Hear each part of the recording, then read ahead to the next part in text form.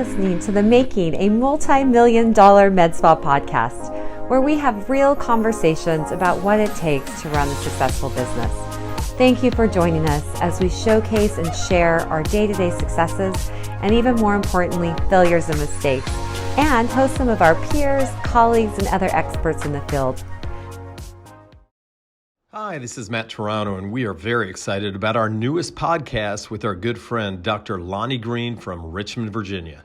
Dr. Green is the founder and medical director of Rejuvenate MD, which just recently rebranded as Rêvée Aesthetics. Tune in as we chat about his very interesting career path, how he cultivates an amazing work environment, his favorite marketing tools, and much more. Dr. Green is a wonderful success story in the aesthetic industry. Okay, well, welcome. I'm here with Dr. Lonny Green, owner of Rejuvenate MD in Richmond, Virginia. And Lonny and Kathy and I have known each other for quite some time now. He's got a wonderful business, and we just want to chat a little bit with Dr. Green about his business, what's going well, and things that maybe we can all learn from him. So, Lonny, thank you so much for doing this. Appreciate it. Well, thank you very much for having me, Matt. I appreciate it too. And yeah, let's start. You've got just a fun background. Stanford undergrad, UCLA med school, Harvard, Australia, all that stuff for surgery. So briefly touch on that. And then what led you from putting in a huge amount of effort to be an amazing surgeon to getting into aesthetics and wellness? All happened by accident, Matt. I would love to say I'm smart enough to have planned this, because I love this space. I love this life. I just love it. I had a successful career as a urologist who treated women. So I treated women all my career. And in fact, 2006, I joined an OBGYN group. And then I also am a firm believer in complementary and alternative medicine, not just Western. And I had a lot of women clamoring because they knew I believed in bioidentical hormone replacement. And to make a long story short, my partners wouldn't do it. I tried doing it in the practice. It didn't work in the insurance model. And I literally opened this place. I was here one day a week to try and serve patients who wanted alternative therapy for menopause. And that grew into some medically supervised weight loss. And then one day an aesthetic injector came, wanted to do some stuff here. I realized my license was over her, and I'm not kidding you. I was supposed to be an expert witness in a trial. It got settled at the last minute.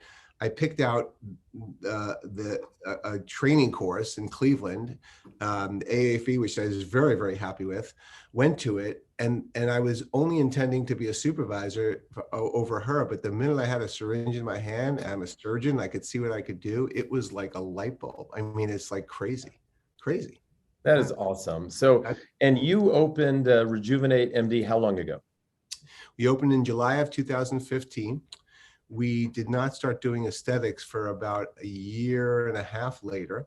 So, I am very, very blessed to have one ability. I don't have many abilities, Matt. I have one ability. I'm able to find really good people and just emulate the heck out of them. And so Rejuvenate has come a tremendous way. And honestly, there are three people, and your ears may be burning because I talk about you pretty often when people ask me. And this is what works for me. Okay, I'm not saying it's the right way. I'm not saying it's for everybody, but I have emulated Simon Sinek, Dr. Arthur Swift, and Matt and Kathy Toronto. I channel those three influences, and I credit you and Kathy, along with those other two people. And of course, I have a wonderful team. I mean, my team is the best. But as far as learning this space, learning what to do, learning how to be a leader, learning how to inject, and learning from you and Kathy just how to do this the right way. So I just sat back and watched and listened and learned. Well, and I think, and we're the same way. I always tell people that there's a lot of people in this world way smarter than I am. And instead of me taking all the time to try to figure out how they got there, let's find them and let's learn from them. And, imitation is the best form of flattery, right? So, I think, you and I are on the same wavelength as far as, and even if you look at your website, you see some great pictures of your staff doing fun things together. What are some of the things you focus on? I'm a firm believer that my life gets a lot easier if I surround myself with wonderful people. how do you instill this amazing work environment into your clinic? What are some of the things that you do when you hire? What do you look for? Because we all know the team is everything. Sure. Great questions. On the high level scale, I've really paid attention because to leadership issues. And as I said, I mentioned Simon Sinek, there's others, but I think you have to be cognizant if you're going to build a team, because my natural tendencies aren't always what the other tendencies are. And sometimes, just like being a parent, you have to let people go through their kids through their things.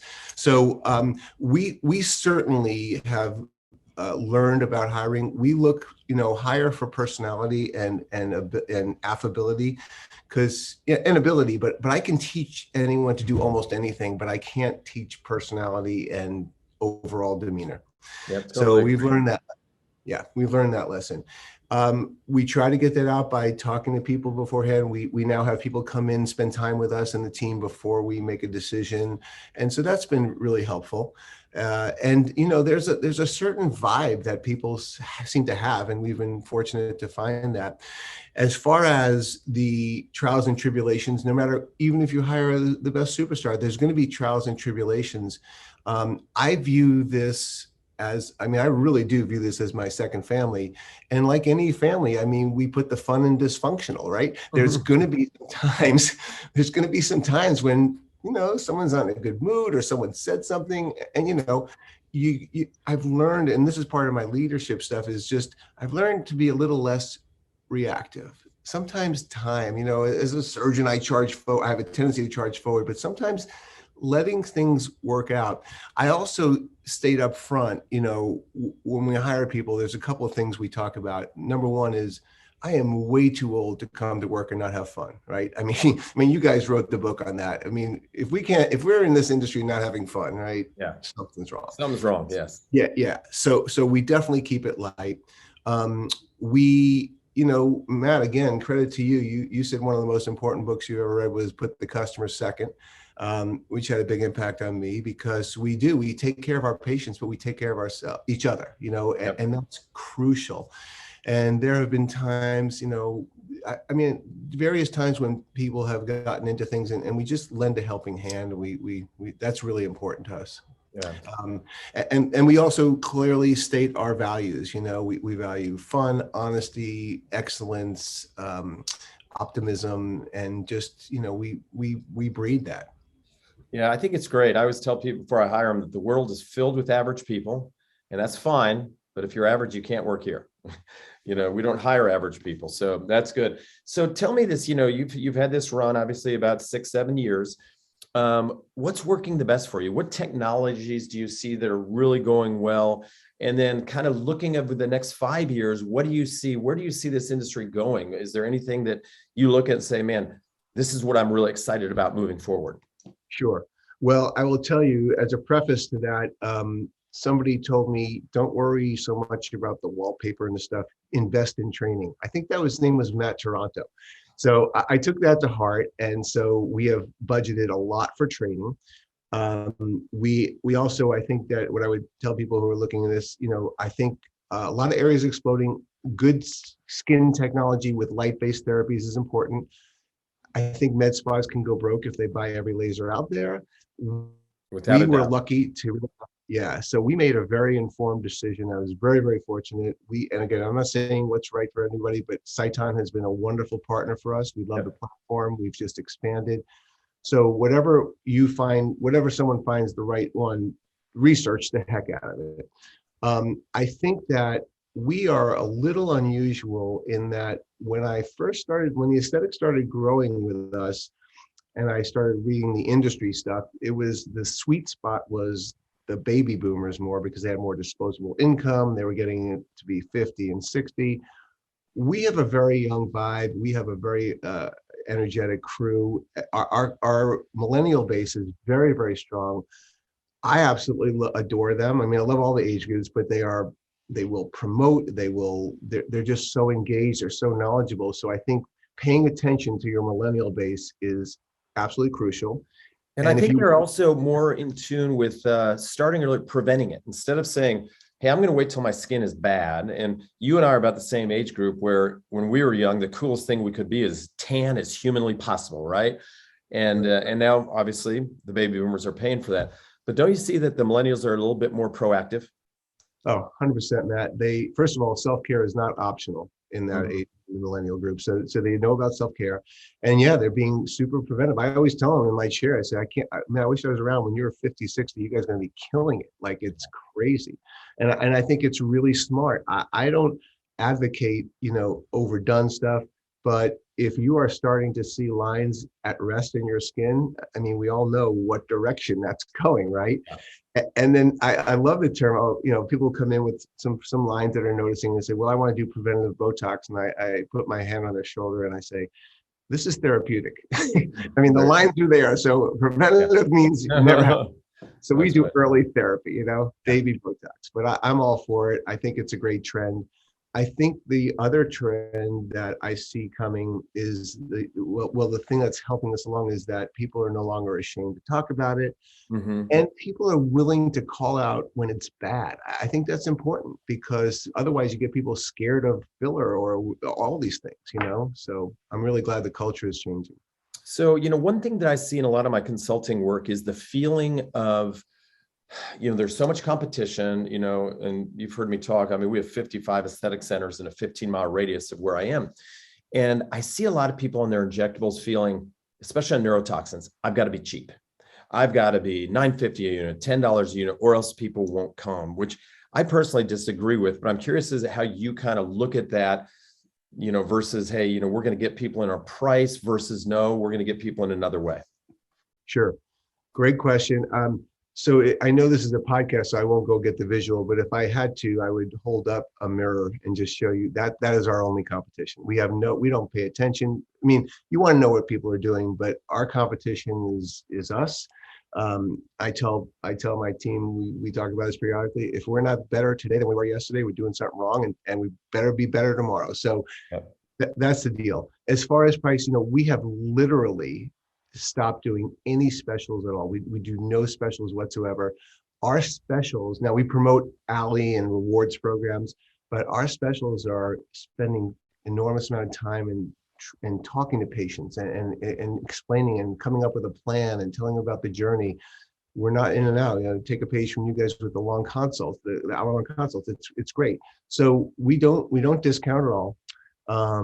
And we have, my PA Jade is close your books because people were booking a year and a half is getting crazy.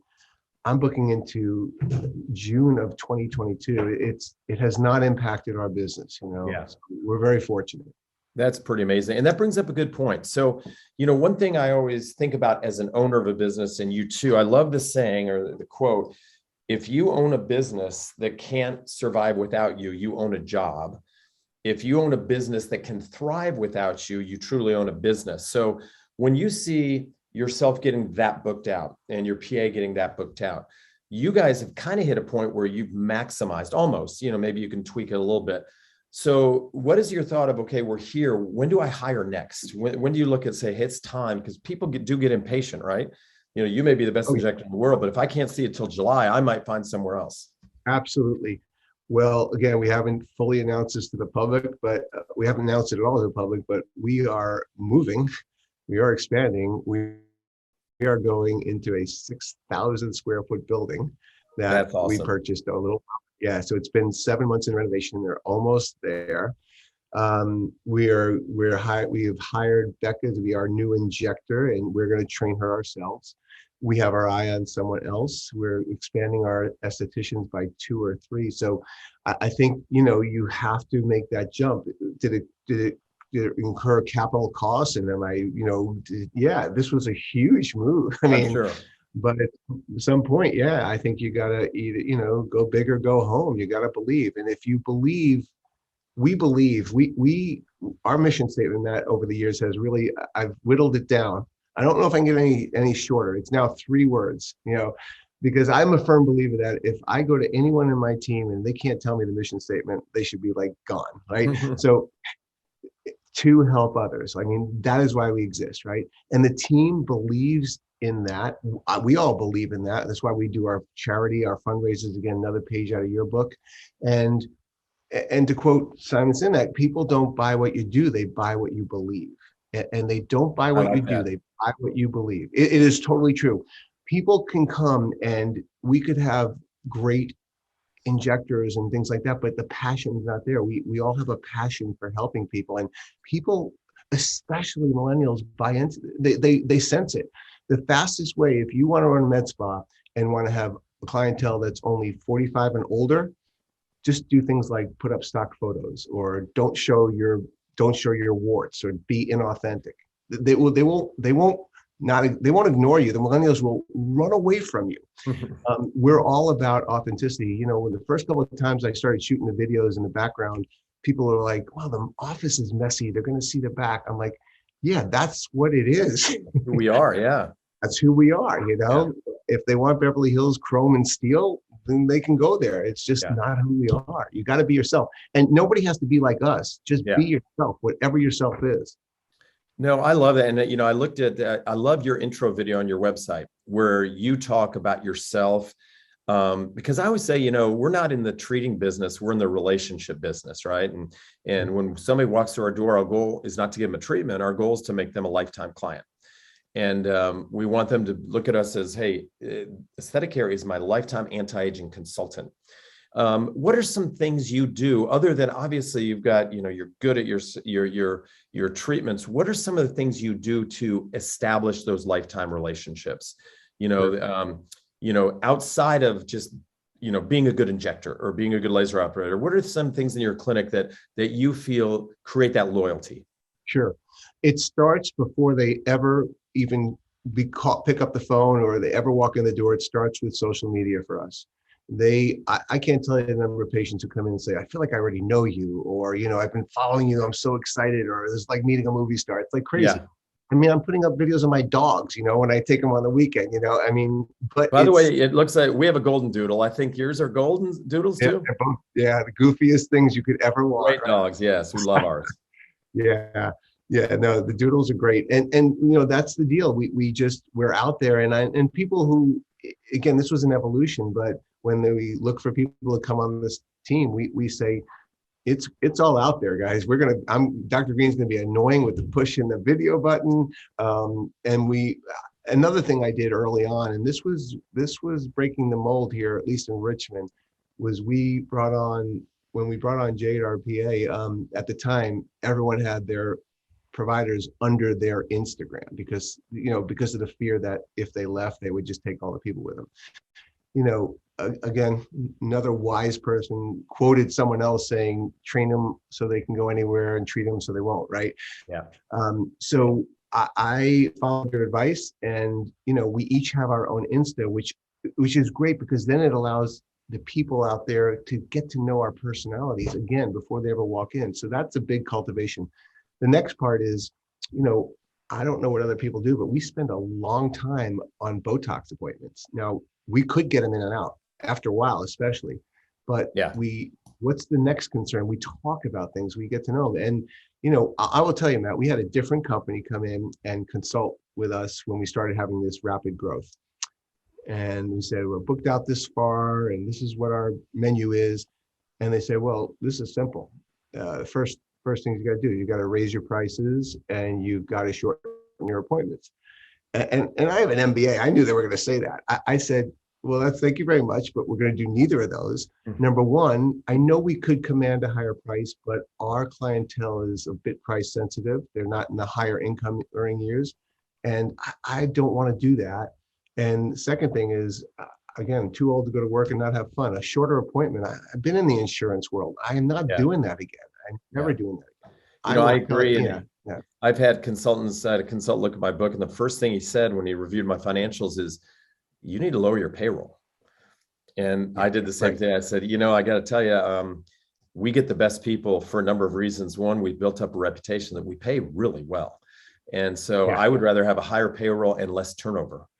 And, you know, just not have people leave. And one of my favorite things that we've done is, you know, the first nurse I hired 20 years ago is still here. People don't leave. And one of the first things I do when I consult with clinics is I look at their turnover, and to a T, is if you have high turnover, man, and it's hard for me to tell these doctors or owners, you got to look in the mirror because it's probably you. And I know, you believe that same way, but it makes such a huge difference, doesn't it? Is to have people around that you develop that, like you said, it's like a family. Yeah, one of my patients commented. So Becca, our esthetician, has been with me for like 4.5 years. Now she's become a nurse and she's chosen to come back. And even while she was in nursing school, she stayed doing aesthetics for us. So I think that does say a lot. Yeah. And isn't that fun when you see in your staff their transformation as they grow in their career, in their personal life? I love that. It is what life's about. I mean, our mission statement applies to the team, right? To help others. It's not just, it works. It's just it's a simple mantra. Let me ask you this and it's curious because I work with a lot of clinics that develop a very big bond with one provider in injectables. So a number of hey, we do nothing but Allergan. We do nothing but Galderma, or I hate both of those. We do some Jeuveau and stuff like that. Personally, I feel I like the competition. I mean, we use Allergan products, we use Galderma, and we use RHA, and they compete a lot for my business. What is your feeling on that? And we do Botox and Dysport. How do you feel about that? Yeah, so we evaluate products based on their merit, and there have been some I've kept and some I haven't. We do use Botox and Dysport. We have Galderma products. We have Allergan products. I think I'm a pretty hands-off person in terms of like my injector can use whatever she wants. I agree. Yeah, and I find certain things work better in my hands than others. I do feel that some of the companies align better with me, like and you can tell things like like some companies, the reps come in and they'll spend 20% of their time talking about the other companies. Yes, I like reps to come in, and I never want to hear, like, I don't talk about whoever's doing the stuff. I just want to hear about their stuff. Yeah, I agree. That's a culture in a company that I respect. And so I tend to do more business with those businesses. Yeah. I think good reps matter, and that helps when you build that relationship. So, on another point that I love what you've done, and I'm curious how you feel about the marriage of aesthetics and wellness.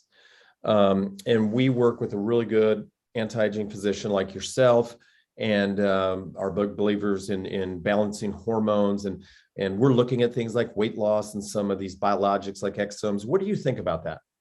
Well, I think it's an exciting time to be alive. I think there's all kinds of stuff out there. In terms of a business model, what I found was we didn't, I believe you guys might have brought that other stuff in after you were aesthetics, right? Yeah, we were aesthetics first. Now we're just starting to. So it's very interesting, and I've not shared this with you. So we started out with the bioidentical, and then we added on aesthetics. And I thought there would be a lot of crossover, but there really wasn't. And the reason for that was the medically supervised weight loss and hormone replacement we were doing was a different sort of price point, a different price sensitivity. So someone walks into aesthetics, they have an idea of what that costs, and they have put that in their mind. So we ended up stopping doing all of that other stuff, mainly because I just didn't have the bandwidth. I've learned to stay in my lane. I think that if you have an aesthetic clientele and then you add that, it's a very subtle difference, but I think that would work. It didn't work. What I've seen is I do think you have to have your areas of expertise, instead of being a jack of all trades. So what we're going to do is we're going to just keep aesthetic care. It's going to be a separate business, separate staff. But I think the cross marketing can work because, we've been around so long, we have a huge database. And so we're kind of fiddling with that. But yeah, that's interesting because you started there and then morphed into aesthetics versus what we're doing. Yeah, and I just thought of something just to backtrack for a second, because you asked me about pricing, and there's something I should mention because, again, this works for me. I'm not saying it works for everyone. Dr. Arthur Swift has been a huge influence on me. And Montreal, Canada, right? Montreal? Yeah, he's from Montreal, and I just was up there actually at another one of his conferences, but I've seen him in a couple of places. And I saw him in 2019 or something. I've only been a full-time injector about 1.5 years now. Like I've only done this full-time. So back when I saw him the first time, he spent, and his time is very valuable, is in this big conference. And at the end of the day, he spent almost an hour talking about how he prices. That's a lot of time. And the gist of it was, you know, you guys are providers. You should not charge by syringe. He said, I'm a plastic surgeon, and people come to me, they don't say, Dr. Swift, I want you to do my rhinoplasty. How much is it per stitch? He said, I walk into the OR, I create beauty, and I'm done when I'm happy with it. And so he said, you guys should do the same thing. And it was a pretty radical. So I dabbled and I couldn't do it. I saw him another time and I just didn't have the guts. In April of this year, I said, I better do it or get off the pot. You know what I mean? And so I announced, I'm no longer doing filler by syringes. I won't do it. When you come to me, I'm going to give you an assessment, a ballpark of what I need. And what that enables me to do is I can use the rainbow of fillers. So if you go to a painter and said, I want you to paint me a beautiful landscape, here's the color red, they would say, I could paint you a cherry or a tomato, but you're not giving me much. So this has transformed my practice. And I was worried that, and people said in here, there was a little naysayers, people who were skeptical and said, no one's going to do that. And that's when I started getting booked out more. So for me, that works. I think we're in an industry where we grew up by syringe, but that's very artificial. Mm-hmm. And so any injector who's experienced can look at your face and say, yeah, this is how much I need to do good work. Right. And then do a fair price. And it's a win-win. Sometimes you'll be a little higher, sometimes lower, but it works. It's interesting you said that. I just was in Minneapolis last week working with a clinic, and I met with a wonderful injector, and she was telling me the same thing. She has like 3 different levels. She never talks about number of syringes. Yeah. She shows them different photos of full correction. And as you know, what amount of correction are you looking for? Well, for this amount of correction, then it's a flat fee. And I thought that was really intriguing. And I got to research that more because I really found that interesting. It has set me free, and I do I can use little bits of different products. It's just, it's very freeing. And I realize everyone has time and budget, so we break it into different areas, but it works for me. Another question for you that everybody asks, obviously, we spend a lot of time on marketing. You have an established clinic, but you're growing, obviously. What are your favorite marketing tools? You know, as you know, we just don't do much traditional stuff, but how about you? What brings people in the door other than referrals? Obviously, the goal for everyone is referrals. Yeah. So number 1, 2, and 3 is Instagram. Mm-hmm. I mean, it just is. We stopped doing Google AdWords. We did just for fun. We did a billboard on the big major highway and put my cool sculpting expert Ashley's face up there because I wanted to have fun with it. Yep. That's like the only paid thing we've done. So I tell my team, but does it cost us? Well, first of all, it costs sweat equity, but I've learned, again, years ago, I did an MBA program, and Fritz Wenzel stood up and said something, and I could have gone home. I didn't have to go to the rest of the course. He stood up, Fritz Wenzel stood up and said, show me how you pay them, and I'll show you how they behave. Boom. Organizational behavior done. And that has never been sure. And I also believe that people deserve to earn more when they work hard. So we have KPIs, okay? So our key performance indicators is when our team, the guest relations, gets a review from someone, they get a certain number in a month, and they get more money at the end of the month. So you need to incentivize people. Now you have to do good work to get good reviews. Right. But if people come in, and other than Instagram and referrals, they all say the same thing, Matt. They say, oh my God, you guys, I mean, we have over 500 Google reviews. They're every single one except one is 5-star. I mean, and we're not writing them ourselves really hard. I mean, that is so. And that people have to know, anyone who's listening, they have to know what the magic moment is. I mean, there's a magic moment. And if you do this, you will get tons of reviews. And if you don't, you will not get reviews. I do a treatment. I show them the mirror. Oh my God, elation, joy, bring them out to the front desk. That's when you ask for the review, right there. Yeah. And they don't even ask you. You ask them, pull your phone, you scan the QR code, say, hey, would you mind this? We're a small business. If you miss that magic moment, I mean, they're 3 steps out the door and the world is hitting them. Their kids are calling, right? I mean, that's it. It's so smart. And I'm guilty of that because I know how powerful Google reviews are. And I'll go have a wonderful experience somewhere and I'll think to myself, man, when I get home, I'm going to do that. But you're right. Then you forget and you just don't do it. You could, so Fred or Martha, right? They live next door to you. And when kids were little, you trusted them so much, you let them babysit your kids for a couple of days or hours, whatever. And then you're at Fred's house and you say, Fred, I need to get a new, like, a new hi-fi amplifier unit for this. He goes, oh, I got this one. It's great. So you go home, you look for that one, but then you look at all the Google reviews on it, right? Yeah. So you're trusting people. You've known Fred. You trust your kids to Fred, but but he says it's great. You need more information. You need to read reviews from total strangers.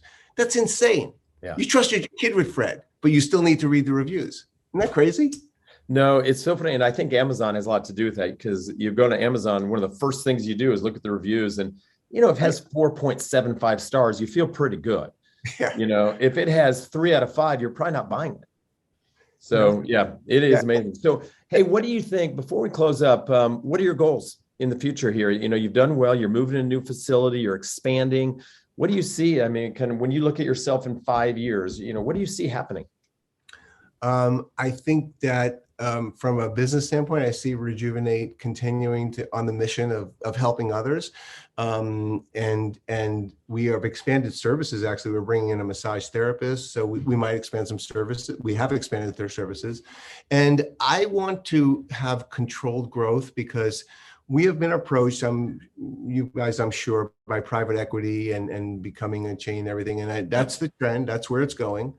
But it's not what, if my mind was on the dollar, it's obviously where I would go, but that's not where my mind is. I want to, so in a big view, Matt, I believe that we're on this planet for a short time. We have a reason for being here. So at the end of the day, I want to know that I followed everything in my heart to help others, and the other stuff just fell in place. That's kind of where we are.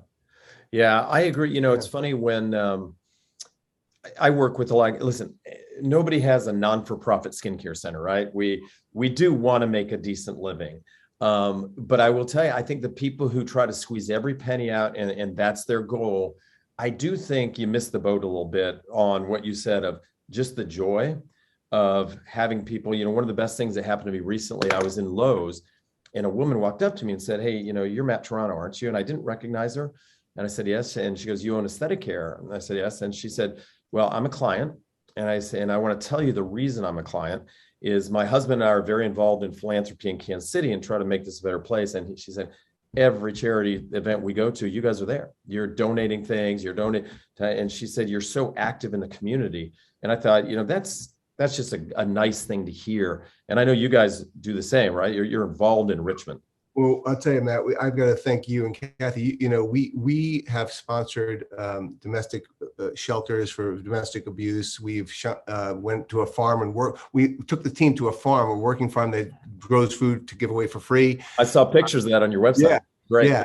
And I was inspired by you guys. That has made such a difference because, again, the team believes in what we believe, and you're walking the walk. So you give the great example in your consultation about the landscape architect and the kid who's selling the big screen TV. So I'll give you, if anyone's listening to this and they're just starting down this journey of a med spa, is, if you have to ask yourself, do you have that kind of passion? Because if you don't, you're probably going to not be successful or happy. So if you have the passion, like you described with that kid with the big TV, and I always say in my room, I say, they talk about doing fillers, and I say, I cannot believe people pay me to do this stuff. Like, I would sit here and do this for free all day long. And they know it. I mean, I would. It's true. It's the same when I was a surgeon. You could put me in the OR and I could operate all day, happy as a clam. So you have to have the passion. Well, and I think I always tell people, and you have talked about this, that if you can truly show somebody through the way you talk and way you perform that you are a true expert, but also truly show them that you love what you do, the chance of you getting their business is really high. Yeah. And I think, and I really encourage people watching this podcast to go to your website. It's rejuvenatemd.com. Yeah, rejuvenate-md.com. But if they actually want to know our character, I would suggest they go to rejuvenate_MD at Instagram. Go to Ninja Injector, all one word, at Ninja Injector. You can follow other links, Jade Ramadan, PAC. Once you get there, you'll find the rest of us. But each team member, we have the RVA Skin Fairy. And no way. Yeah, the RVA Skin Fairy. That's Ava, our Skin Fairy. Ashley is Cool Sculpting RVA. Jade is at Jade Ramadan _PAC, and I'm Ninja Injector. And that's our personality. If you want to know our brand and who we are really, it's not so much, and it's part of it is the post, but the stories, really have fun. I mean, this morning I posted something with this crazy energy brain boosting drink because it's Monday morning, and we're having a team dinner tonight, actually. So I'm sure there'll be some fun stories coming out. But that's awesome. Well, it's funny because I think it's important to find really good people, like you said, learn from them. And so we like following a bunch of people. I know a bunch of people follow us. How many Instagram followers do you have? I think Rejuvenate's got about 5,000, and it's been interesting. And I'm growing. I've got about 3,000 now. Wow. But I've never done a giveaway. I should probably be more attuned to the number of followers. But it's sort of like our competition. I go every day. I show up. I put out what I do. And, I think some of that is a little inflated, but the people who do follow me, or the people that talk to me, are pretty passionate that I've connected with them. This whole full facial thing. I hear people all the time. I say either, "Oh, I'm so glad you're doing it this way," or "I wish I lived there." I mean, it's really hit a nerve. So that's great. Yeah. Well, thank you so much for doing this. I think we plan on doing a lot of these, and just what you and I said, finding really good people, passionate people, and learning from each other.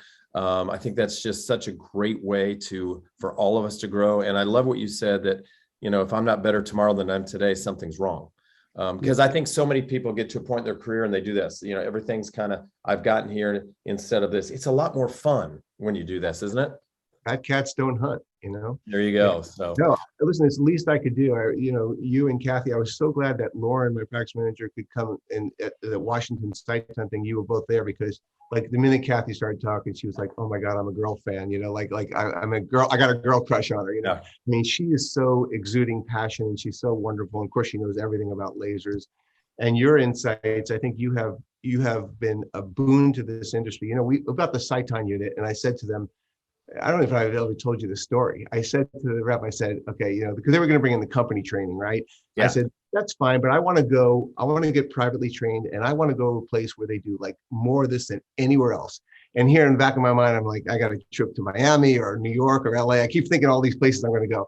All the exotic places. Yeah. And the rep says Kansas City. I go, all right, Matt, there's Matt Cooper. I said, all right, what's the joke, Matt? I'm thinking, I want to go to a place where they do a lot of these. He goes, no, really? Kansas City, they have like 7 machines. I'm like, no way. So you guys are doing great things for the industry. I love your e-course. We love the e-learning. That's been a great tool for us. And, just being able to inspire. So, it's the least I can do to pay back. I told you, Swift, Cynic, and the Toronto team, this is why Rejuvenate. I owe it all to you guys. That is nice of you to say, but when you work with good people like you, it's easy.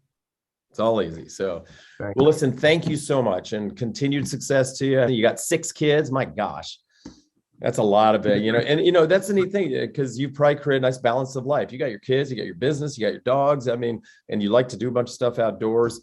Congratulations to you. Obviously that smile on your face shows you how happy you are. Thanks, Matt. I appreciate it. And give my love to Kathy. I will. Thank you for tuning in to the Making of a Multi-Million-Dollar Med Spa podcast. For helpful links and more information about any of Mint's training tools and resources mentioned in today's episode, be sure to visit mintaesthetics.com/podcast.